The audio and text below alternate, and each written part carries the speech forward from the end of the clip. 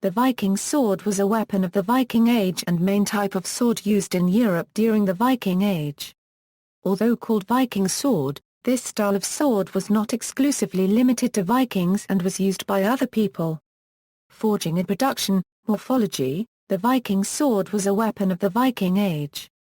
It was a development of the Roman spather, evolving out of the migration period sword in the 8th century, and into the classical knightly sword in the 11th century with the emergence of larger cross-guard steel of higher purity and carbon content than its peers in the region that may have been imported in ingot.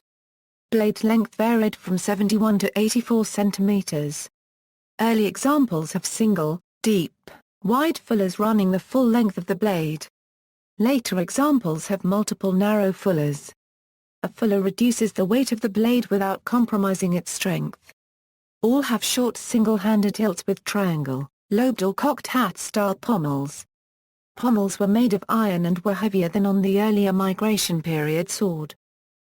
But variants, of the thousands of Viking swords that have been recovered, 171 of them, all made between 800 and 1000 AD, bear the inscription +Vlfbe plus T, or +Vlfbet plus. Some of these Ulfbet swords were made of remarkably high-quality steel for their day. The steel had very few impurities, and unusually high carbon content, making it stronger, more flexible, and less brittle than most contemporary steel. Historians suggest that the Vikings made these swords from high-quality steel ingots from Central Asia which they acquired on the Volga trade route, which the Vikings are known to have used from the early 800s to the mid-1000s.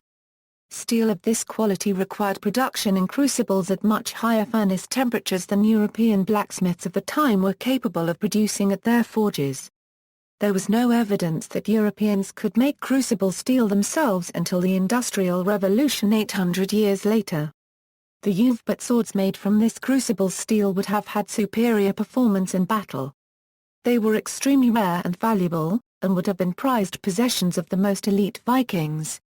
Historians suggest that the Ulfbet inscribed swords that were not made from crucible steel were probably contemporary fakes, trading on the reputation of true Ulfbet swords. However, the exact meaning or origin of the word Ulfbet is unclear.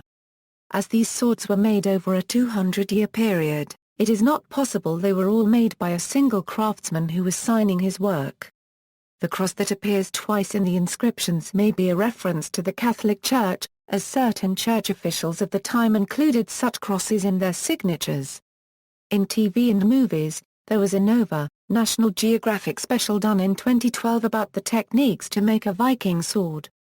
FFI, C, Secrets of the Viking Sword Full, or Secrets of the Viking Sword. A modern-day swordsmith reverse engineers the ultimate weapon of the Middle Ages, a sword both prized and feared.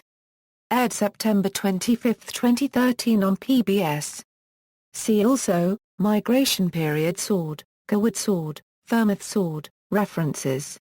External links, Wiglaf's Weapon Widget Database of Viking Swords.